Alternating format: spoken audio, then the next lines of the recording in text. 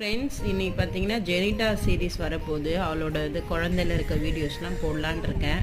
அப்படியே மேடம்க்கு வந்து மொட்டையை போட்டாச்சு கடையில் கூட்டிகிட்டு போயிட்டு.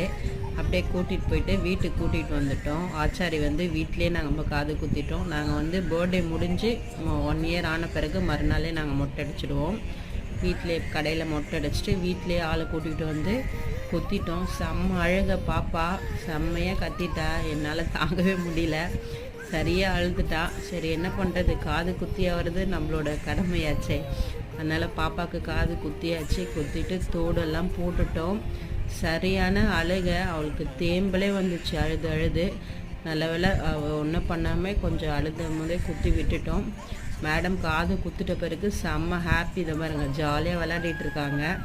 அந்த மாதிரி சின்ன வயசில் வந்து மூஞ்சி காட்ட சொன்னால் அப்படியே முகம் காட்டுவா, அவங்க டேடி மாதிரி காட்டுறா. உங்களுக்கு இந்த வீடியோ பிடிச்சிருந்தா சப்ஸ்கிரைப் பண்ணுங்கள். பாய்.